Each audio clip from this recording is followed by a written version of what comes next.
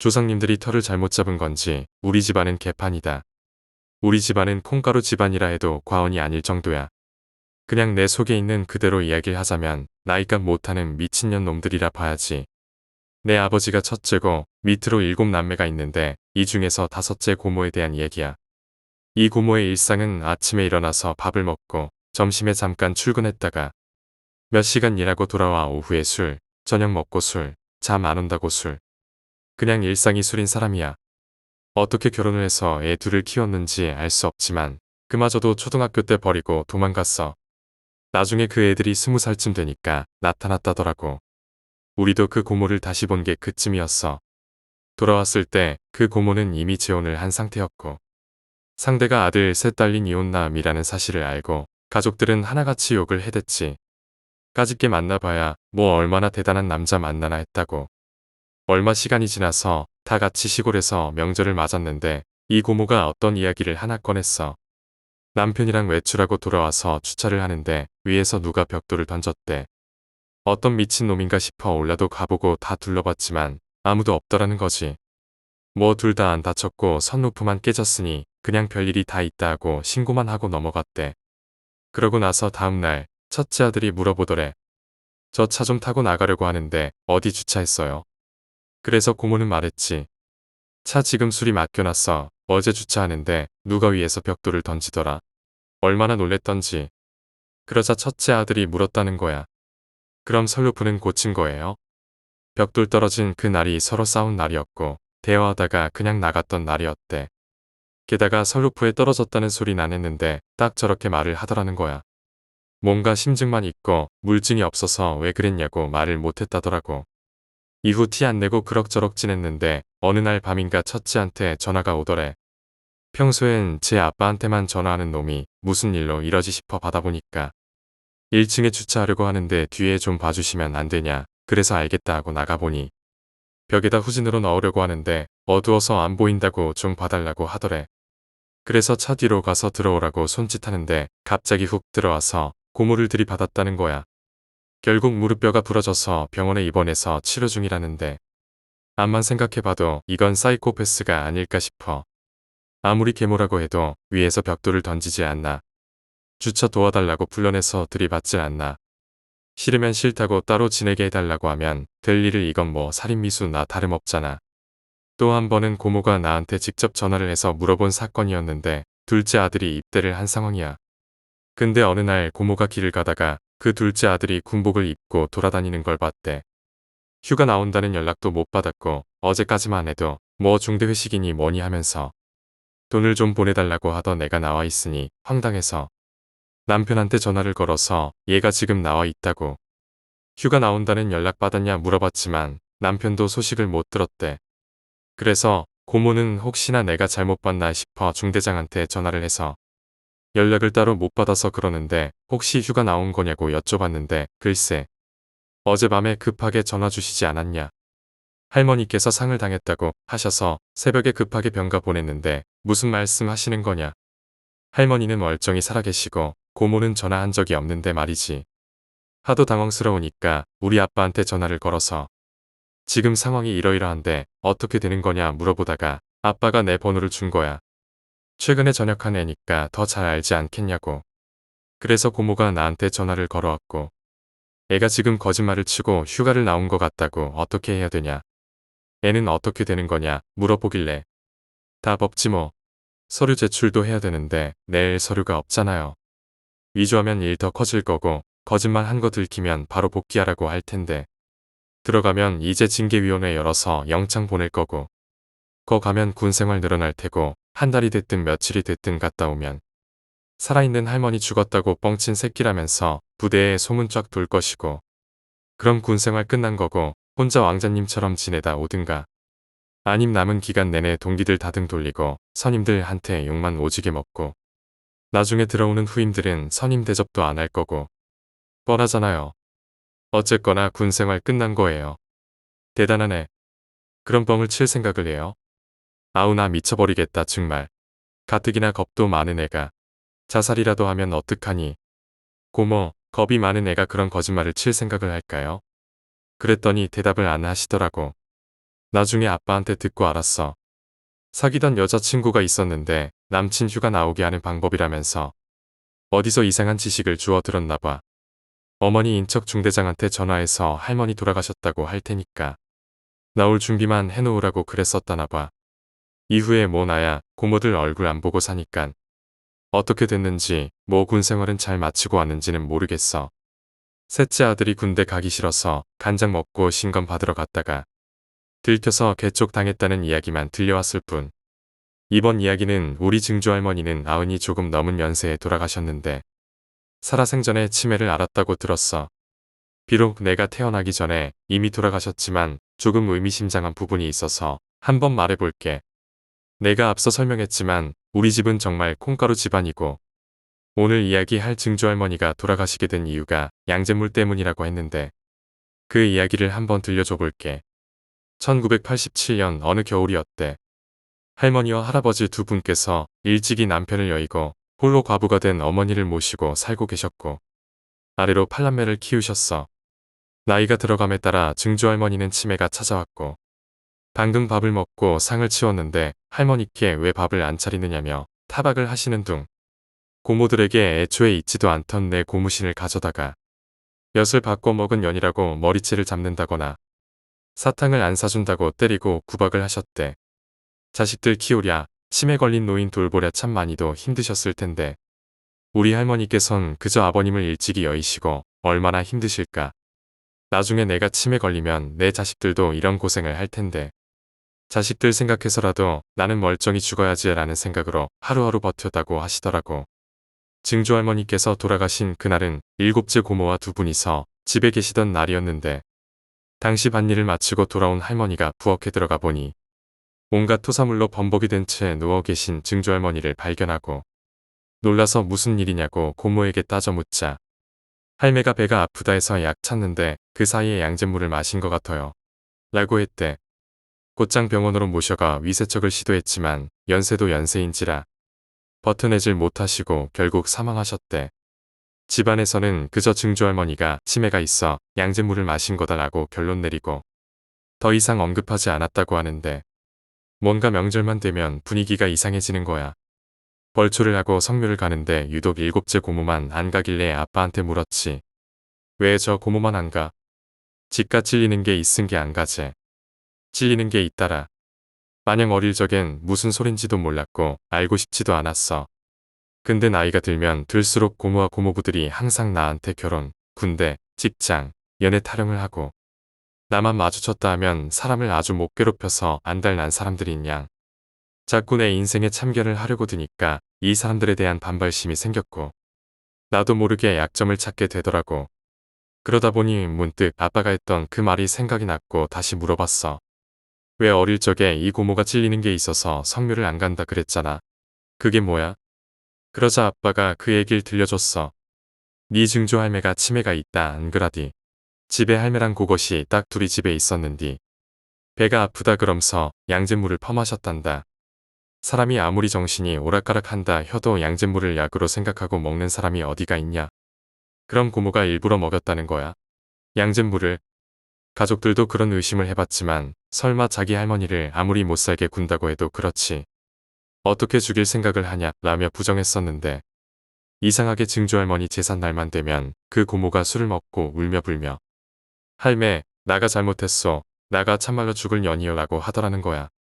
가족들은 하나같이 그 고모에게 이유를 물었지만 고모는 대답도 하지 않았고 다음 날이 되면 그 일을 새카맣게 잊어버리더래.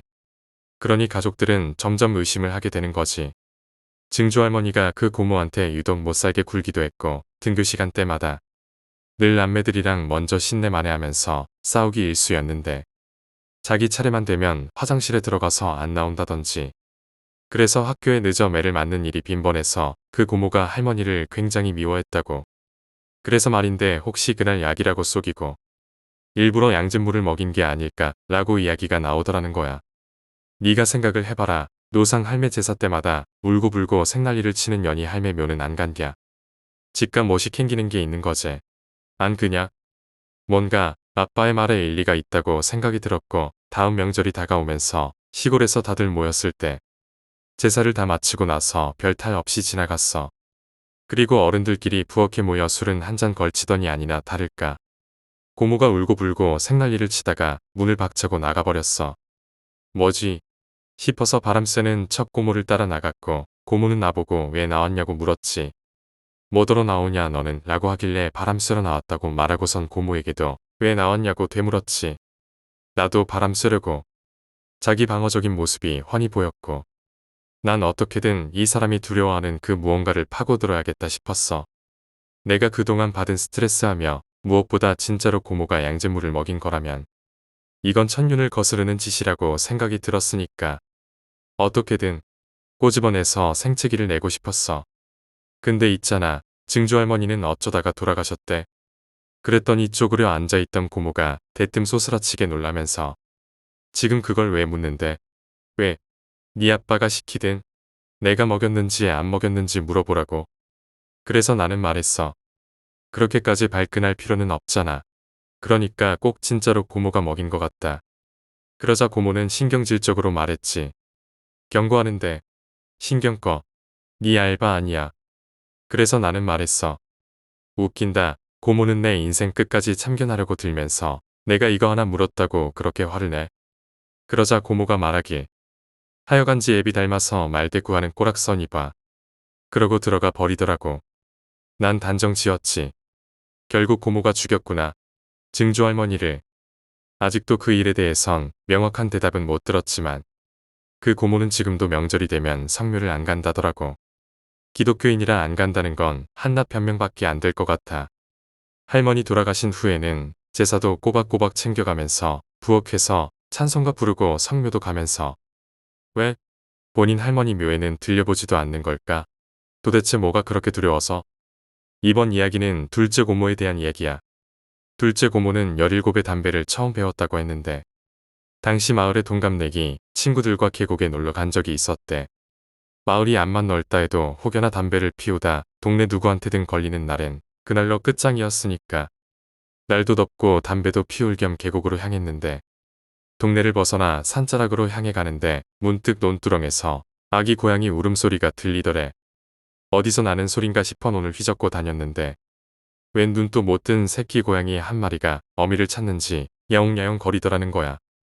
고모와 그 일행들은 얘를 데리고 놀자면서 그 고양이를 데리고 계곡으로 향했고 당시 그분들이 어려서 그랬는지 고양이도 강아지처럼 수영을 잘할 거라는 생각이 들어 본인들도 들어가지 못하는 수심이 깊은 구간에 그 어린 고양이를 냅다 던져버린 거야.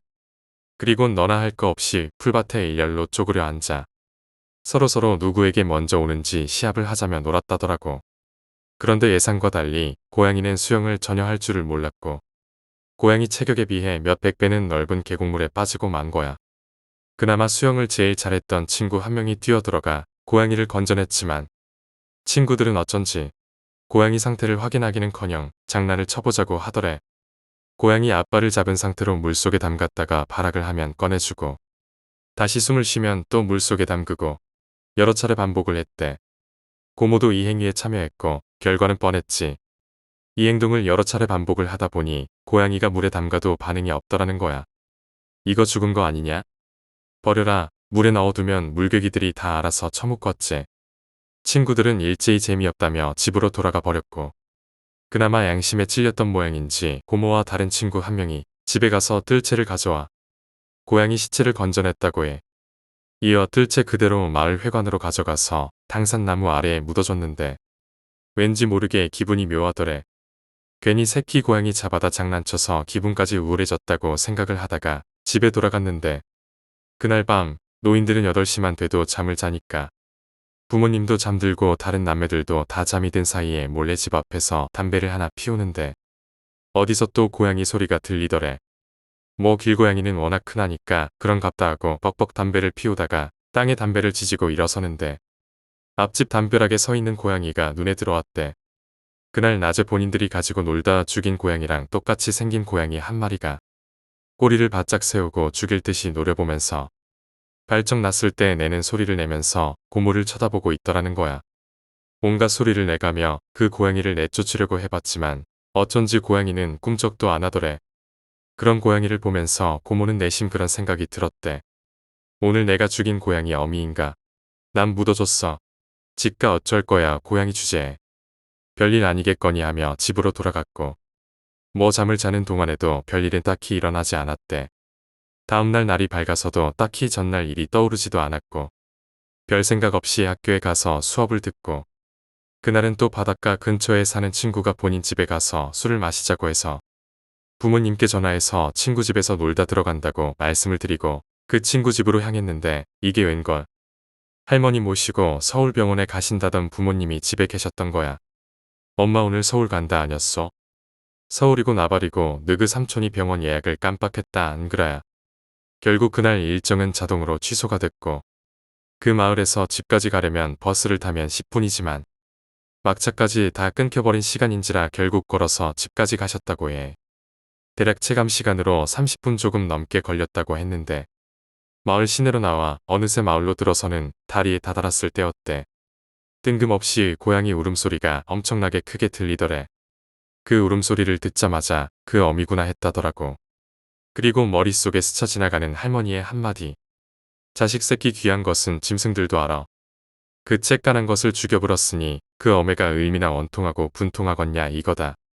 고양이를 묻어준 그날 할머니께 그날 낮에 있었던 일을 말씀드렸더니 저렇게 혼을 내셨다더라고. 고양이 주제에 원통한 걸 알긴 할까 생각하면서 조용히 집에 들어왔고 별탈 없이 잠에 들었는데 다음날 이른 새벽부터 바깥에서 시끌시끌한 소리가 들려서 비몽사몽에 나가봤더니 부모님이 키우시던 닭을 싹 다 잡아다가 마당에 던져 놓으시더래. 이게 뭔 일이래 싶어 물으셨지. 어메요, 와 그라요?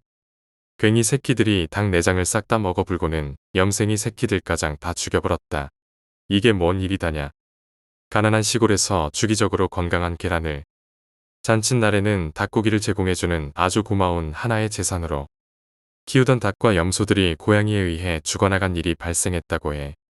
결국 집안에서는 일부러 고양이가 또 오면 내쫓으려고 덫도 만들고 일부러 쥐약도 곳곳에 뿌려두고 했는데 그걸 알기라도 하듯 그것만 피해서 계속 닭 내장을 파먹었대. 병아리 때부터 키워서 닭이 되면 죽이고 또 어디서 씨암탉을 구해서 데려다 놓으면 또 죽이고 마을에서 유독 우리 집에만 이런 일이 발생하는 데다 기가 막히게도 닭들이 소리 한 번 안 내고 죽어나가니 귀신이 곡할 노릇이라며 그 이후로 집안에서 닭을 키우는 일은 없었고 지금까지도 우리 시골집엔 그 흔한 닭 한 마리 없어. 고모는 이 이야기를 들려주면서 그러더라고. 아무래도 그날 우리가 죽인 고양이의 어미가 자식 죽은 게 너무 원통하고 분통해서 복수하는 거라고. 우리 집이 벌 받는 거라고. 그땐 그것이 복수를 할 거라는 것을 몰랐는디 그것이 참말로 영물이여. 대다수의 집안이 그렇겠지만 우리 할머니와 할아버지는 워낙 가난하신데다 팔남매를 키우시려니 이 가족들이 하루도 배부르게 밥을 먹은 적이 없으셨대.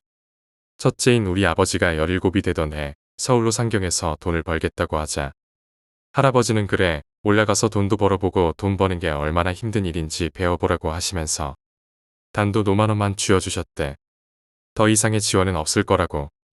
이후 아버지는 5만 원으로 서울에 올라와 처음에는 중국집에서 일하면서 숙식을 해결했고 차츰차츰 돈을 모아 기술을 배워서 월세 방도 얻고 나중에는 인테리어 사업까지 하시면서 그럭저럭 입에 풀칠할 정도는 살았다더라고. 그러다가 나한테는 고모 할머니 되시는 분이 한 여자를 소개시켜 주셨고 저는 부모님 다 모시고 살아야 하는데 그게 불가능하면 결혼은 힘듭니다. 라고 말을 했는데 엄마가 모셔야죠. 당연한걸요. 라고 하더래. 아빠는 그냥 진심이 아니었는데 속마음이 궁금했다더라고. 그래서 몇 번 더 만나보다가 35살 일하는 나이에 결혼을 했는데 눈치 없는 동생들이 하나 둘씩 시골에서 서울로 올라왔대. 너도 나도 돈 벌겠다고 아무런 계획도 없이 무작정 올라와서 신혼집에 눌러 앉은 거야. 무려 6명의 여동생들과 1명의 남동생이 좁디 좁은 방 두 칸짜리 반지하에 찾아와서 방 구할 때까지만 지내게 해달라고 하더래. 어쩌겠어. 동생들인데. 아빠는 어쩔 도리가 없으니 일단 그러라 했고 내 기억엔 없는데 우리 네 식구는 큰 방에서 자고 고모 3명은 작은 방 나머지 3명과 작은 아버지는 부엌에서 자면서 그렇게 살았다더라고. 나중에 들은 얘기지만 동생들 먹여주고 재워주고 입혀주고 다 하느라 아버지는 옷 한 벌 살 돈이 없어서 맨날 똑같은 옷 입고 해지도록 입고 다녔는데 지들 남편 잘 만나서 배부르게 잘 먹고 잘 살길래 아빠가 당시 사업이 좀 힘들어서 여기저기 돈 꾸러다니고 못할 짓인 거 알면서도 동생들한테 손을 좀 벌리려 했다나 봐. 조금만 도와달라고 그랬더니 이 싸가지 없는 것들이 그러더래. 오빠는 그 나이 먹도록 여태 뭐 했어? 새언니는 뭐 하는 사람이야? 집구석에서 살림하는 여편 내가 돈이 어디 있어? 나 돈 없어. 하도 서러워서 아버지가 그랬대. 너희들은 이 새언니가 어릴 적에 재워주고 먹여주고 한 건 생각도 안 하냐. 이 싸가지 없는 년들아. 그랬더니 한 고모가 그랬다더라고. 오빠, 그게 당연한 거야. 엄마 아빠가 그러라고 우리 서울로 보낸 거 아니야.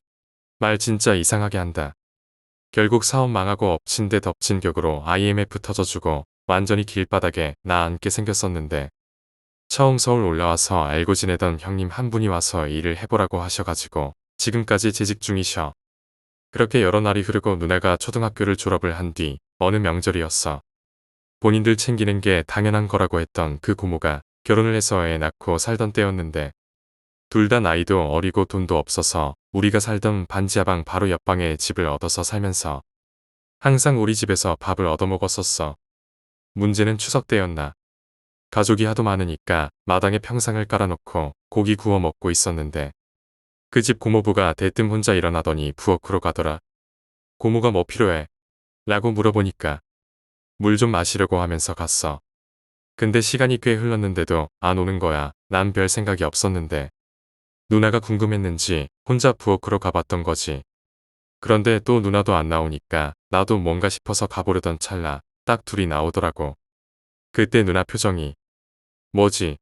내가 뭘 본 거지? 하는 듯한 있는 대로 인상을 쓰고서 알 수 없는 표정을 짓고 있길래 왜 그래? 하고 묻자 아무것도 아니야 라고 대답을 하더라고. 이후 또 시간이 흘러서 그때 기억은 그냥 별일 아닌 양 지나갔고 누나도 결혼해서 애 낳고 나도 군대 전역하고 점차 자리를 잡아가면서 누나랑 둘이 만나서 맥주 한잔 했던 적이 있어. 둘이 회사도 근처고 집도 뭐 그리 멀지 않으니까 호프집에 들어가서 치킨 뜯으면서 이런저런 얘기를 나누고 있었지. 근데 있잖아. 누나 어릴 때 그 고모부가 부엌에서 뭐라 했어? 라고 묻자 누나는 사실 얘기하기 싫었다고. 그냥 미친 놈이구나 하고 살려고 했다더라고. 뭘 하길래 이렇게 안 나오지? 하면서 내가 부엌을 가보니까 없는 거야. 화장실 가셨나 보다 하고 나가려는데 욕실에서 이상한 소리가 들려. 그래서 문을 살짝 열어보니까 글쎄. 나는 진짜 처음엔 무릎 꿇고 있길래 기도하나 싶었거든. 근데 팬티 냄새를 막 맡으면서 그 지랄을 하고 있는 거야. 당시 누나랑 동갑이었던 여사촌의 팬티를 얼굴에 막 파묻고 자위를 하고 있더래. 누나도 모르게 헤익 소리를 내버렸고 그 소리에 놀라 뒤를 휙 돌아보더래. 몇 초간 얼굴 시뻘개지더니 누나한테 돈 10,000원 주면서 그랬다더라고. 남자들은 다 원래 그래. 넌 고모부 이해하지? 절대 누구한테 말하면 안 된다. 얼마나 깐족거리면서 얘기를 하던지 그때 그 웃는 얼굴이 아직도 기억난다고. 그래서 기억하기 싫었다고.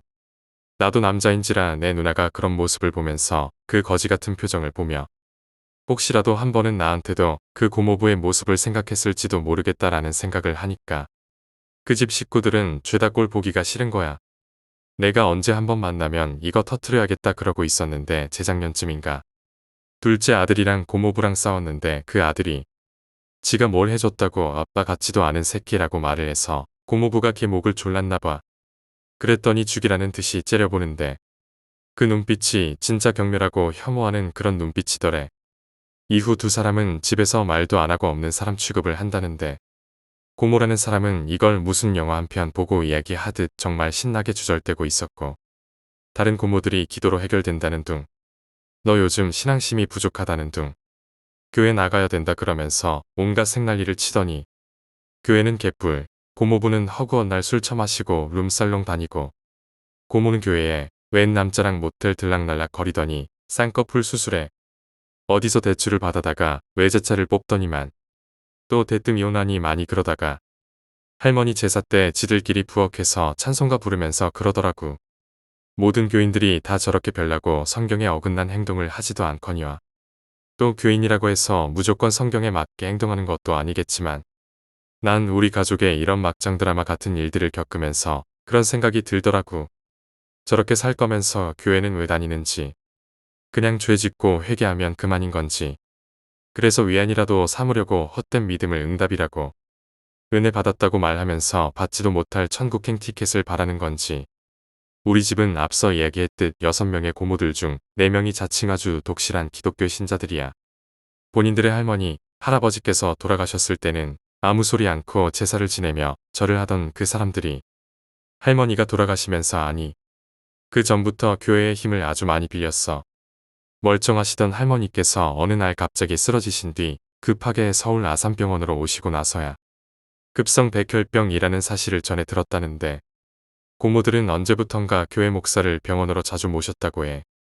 더구나 나는 워낙 고모들과 연락을 안 하고 살던 터라 할머니의 입원 소식을 아주 늦게 접했었어. 오빠, 잘 지내. 근데 오빠 할머니 입원하신 거 알아? 사촌 동생을 통해 알았어. 뭐가 예쁘다고 당신 자식들 김장 도와주겠다며 짐을 바리바리 싸들고 서울로 올라가는 버스에 탑승하려다가 발을 헛디뎌 뒤로 고꾸라졌는데 그 상태로 의식을 잃었다고. 워낙 아래 지방이기도 하고 아무리 크다고 해봐야 더 이상 그 지역의 병원에선 희망을 볼 수 없다는 걸 아셨기에 할아버지께선 급히 사설 앰뷸런스를 통해 할머니를 모시고 서울 아산병원으로 올라오셨다고 했지. 여러 검사를 통해 급성 백혈병이라는 진단과 인사를 아직 못한 가족이 계시다면 조금 서두르셔야 할 것 같다는 의사의 말을 들었다고 했어. 사촌 동생은 내게 그렇게 전했지. 정말 끔찍했지만 어쩔 수 없었기에 병원에 상주 중이라는 한 고모 번호를 받아 문자를 먼저 보냈어. 고모는 병실 호수가 적힌 팻말을 사진으로도 찍어 보내주었어.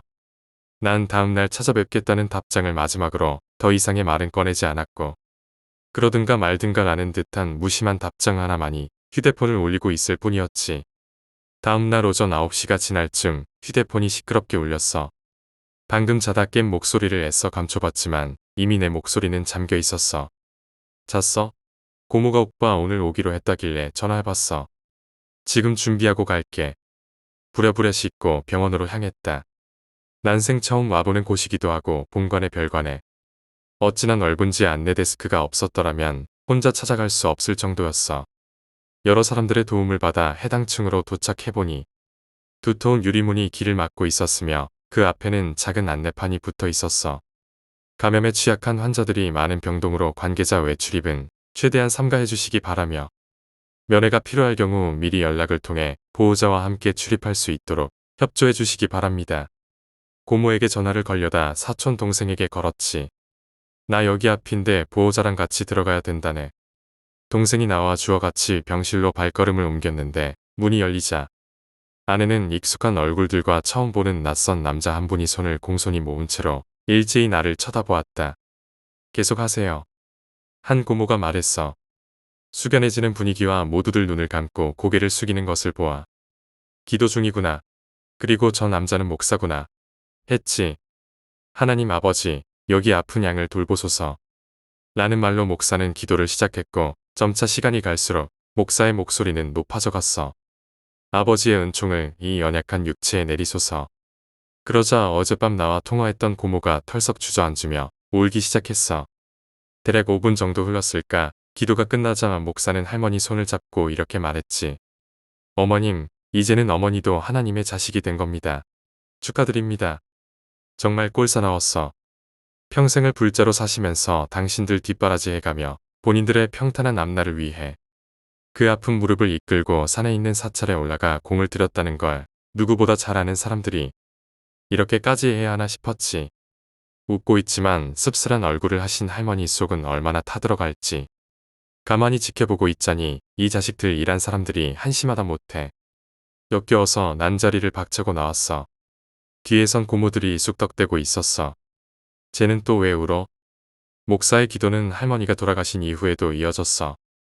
마지막 인사를 하지 못한 가족 하나 없이 할머니께선 가족 모두의 목소리를 들으며 우리와 이별하셨어. 장례는 평생을 사셨던 고향에서 이뤄졌는데 난 그곳에서 또 목사를 마주하리라곤 생각도 하지 못했어. 나와 아버지가 할머니의 시신을 모시고 먼저 출발을 했고 뒤이어 고모들이 장례식장에 도착했는데 한창 정신없이 조문을 받던 중 문득 그 목사의 얼굴이 보였지. 저 사람이 왜 여기에 있어? 내가 물었다. 그러자 한 고모가 정색을 하고 내게 소곤대며 말했어. 저 사람이라니. 목사님한테. 목사는 사람 아닌가? 누가 들으면 아주 신이라도 되는 줄 알겠네. 장례 첫날부터 3일장이 끝나 발인을 하고 입건을 하기까지 모든 순간 그 목사가 함께했어. 일일이 참견을 해가며 이렇게 저렇게 해야 해요. 기도 드리실 분들 뒤로 나와주시고 절하실 분들 가세요. 결국 마을 이장님과 말씨름까지 하게 되는 상황까지 발생했지. 이 마을에서 내려오는 전통 방식이 있어. 느그 어메가 암만 영접을 했든 뭘 했든 암만 혀도 그라제. 네 아버지 안 보이냐? 목사는 몇 마디 하다가 이내 한 발 빼는 듯 보였어. 세상 그렇게 꼴싸 넣을 수가 없었지. 마지막 가시는 순간까지도 이렇게까지 해야 하나 싶었어. 본인들이 믿는 신을 거부하는 것도 아니며 증명되지 않았으니 믿을 수 없다고 말을 한 것도 아니었어. 불자로 이름까지 올리신 걸 알면서도 고모들은 할머니의 마지막 가시는 길마저 강제적으로 무조건적으로 교회장을 강행했지. 할아버지, 좀 가만히 계셔요. 우리 엄에 좋은데 가시라고 하는 거를 뭔 전통이요. 소름이 끼쳤어. 그렇게 아끼는 어머니가 가시는 길을 저렇게 회방을 놓고 싶을까. 할머니의 장례가 완전히 끝나고 일상으로 복귀를 한 지 한 달이 지나가던 날이었지. 생일인데 집에 좀 들리지 그러냐. 별로 내키진 않았지만 무뚝뚝한 아버지께서 내 생일을 챙겨주신다니 갈 수밖에 없었어. 고기에 소주를 마시며 나름 뜻깊은 생일을 보내던 중 화장실에 가셨던 아버지가 전화기 건너 누군가에게 욕을 하시며 눈앞에 나타나면 죽여버리겠다는 말을 끝으로 인상을 쓴 채 모습을 보이셨지. 아빠 왜 그래? 순식간에 조용해진 집안. 내가 물었다. 네 고모들 때문에 안 그러냐? 아휴 쳐 죽일 년들. 듣자 하니 할머니께서 병원에 입원하셨을 때 시한부 판정을 받은 노인을 살려본답시고 아버지 몰래 무당을 찾아가 구술했다고 해. 단순히 구수로 끝낸 게 아니라 할머니가 잠을 청하시던 안방과 베고 주무시던 베개 안에 부적을 있는 대로 붙이고 쉬쉬했던 모양이었어. 그런데 금액이 조금 커지자 굿을 끝낸 뒤 절반을 드리고 일이 처리가 되면 그때 나머지 금액을 주겠다고 했단다. 본인들끼리 돈을 모아 절반을 내고 나머지는 부조금으로 떼어보려 했으나 턱없이 모자라다며 아버지께 하소연을 하더라는 거야. 니들은 교회 다니는 것들이 그딴 짓을 하고 다니냐? 아버지는 화가 나서 소리를 쳤지만 속위의 경 읽기였다고 해. 오빠, 안 도와줄 거면 끊어. 지금 그게 교회 다니는 거랑 무슨 상관이야? 그들이 내게 강요하던 믿음, 소망 그 소중하고 고결한 것들은 결국 무당 구판 하나에 무너져 버렸어. 당신들이 믿는 신께서 절대로 해선 안 된다는 짓을 멍청하게 시한부 판정을 부정하면서까지 수천만 원을 쏟아 부은 것도 모자라 귀하신 목사님을 그 먼 곳까지 불러 호텔까지 잡아들이며 숙식 해결 비용 및 항공편까지 보장을 하는 그 모습을 보면서 내 아버지는 말씀하셨지. 저것들이 하나님을 믿는 새끼들이냐? 돈을 믿는 새끼들이냐? 그날은 아버지 생신이었다. 다른 친척들 모두 우리 집에 모여 있었는데 내가 퇴근이 늦어져 제일 늦게 도착했던 모양이다. 다른 가족들은 케이크랑 음식만 준비해 왔다길래 난 뭘 사가야 하지 하다가 아버지 선물도 살 겸 집 앞에 있는 정관장에 들러 홍삼을 사고 집으로 들어가던 참이었다. 1층에서 엘리베이터를 타고 올라가다 보니 시끌시끌한 소리가 멀리서부터 들려왔다. 하여간 목소리 큰 건 알아줘야 돼. 이렇게 생각을 하며 8층에 내리자 그 소리가 더욱 크게 들려왔다. 굳이 안 봐도 알 수 있는 상황이었다. 또 싸우는구나. 아무것도 모르는 척 문을 열고 집에 들어가자. 아빠는 당황한 얼굴로 이제 오냐며 고생했다고 밥부터 먹으라고 하고 있었지만 당시 분위기는 온 가족들이 어떡하지 하는 분위기였다. 난 인사도 안 한 채 생신 선물이에요. 라며 아빠에게 선물만 드리고 화장실로 들어갔다. 내가 없는 사이에 상황을 정리하라고 말이다. 하지만 분위기는 어쩐지 내가 도착하니 더 시끄러워지는 듯했다. 형부, 말 그렇게 하는 거 아니에요. 진짜 너무하네. 한 고모가 나가려다 말고 다시 자리에 앉더니 울먹거리며 말을 이었다. 됐어. 그만해. 뭐 그거 중요한 얘기라고 이런 날 여기까지 와서 난리들이야. 됐어. 김서방도 그만해요. 이제. 주변에선 다들 두 사람을 만류하는 듯한 소리가 들렸지만 한번 높아진 목소리는 사그라질 생각을 하지 않았다. 내가 틀린 말 했어? 막내야. 말을 해봐. 내가 틀린 말 했냐고. 화장실을 나오자 한 고모부가 벌겋게 달아오른 얼굴로 목에 핏대를 세워가며 열변을 토하는 중이셨다. 싸울 거면 나가서 싸워요 좀. 아니, 아빠 생신에 여기까지 와서 이렇게 소리 질러가면서 싸우는 이유가 뭐야 도대체? 애들 보기 안 창피해요들. 그리곤 소파에 앉아있는 사촌 동생들과 조카들을 보자. 죄다 표정이 굳어져서 음식도 먹지 못하고 행여 혼날까 싶어 시무룩해 있는 모습이 보였다. 아빠도 그런 상황이 신경이 쓰이긴 했는지 애들을 데리고 잠깐 나갔다. 오라고 하셔서 난 모두 밖으로 데리고 나가 치킨집으로 향했다. 아이들이 가장 좋아하는 치킨을 시켜놓고 먹으라고 하고 나는 혼자서 맥주를 마시고 있었다. 그런데 문득 사촌 동생 한 명이 나에게 말을 걸어왔다. 우리 엄마 교회에서 쫓겨났대. 하나 둘 술이 들어가다 보니 여섯째 고모부가 너무 취해서 막말을 하더란다. 나 교회 다니면서 얼마나 쪽팔린지 아냐? 라는 말로 시작을 해서 고모를 내리깔기 시작했다고 한다. 그 말 한마디에 화가 난 고모는 그때부터 소리를 질렀다고 했다. 또 취하셨네. 내가 뭘 했다고 쪽팔려요? 여기서 더 감정이 격해질까 고모들은 서로의 대화를 막으려는데 멈출 줄 모르는 고모부의 퍼붓는 욕설에 화가 난 고모는 저딴 인간이랑 다시는 상종하지 않겠다며 짐을 챙겨 나가려는데 아빠가 일단 앉아보라며 잡았다고 한다. 그러자 고모가 손을 뿌리치며 놓으라고 소리를 친 것이고 그 타이밍에 내가 집에 도착을 했던 것이었다. 이 이야기를 들려주는 사촌 동생의 얼굴은 어딘가 우울해 보였다. 본인이 자신의 엄마를 깎아내리는 기분이라서였을까? 아니면 사실을 이야기하는 거지만 그것으로 인해 본인까지 저런 취급을 당할지도 모른다는 두려움 때문이었을까? 한참을 곱씹던 나는 생각을 접어버렸다. 왜 내가 이 일로 고민에 빠져야 하는가? 동생에게서 들은 이야기는 여기까지였다. 나는 동생의 이야기가 모두 끝나고 고모가 바람을 폈나? 정도로만 생각을 했다. 더 이상의 생각은 하지 않았다.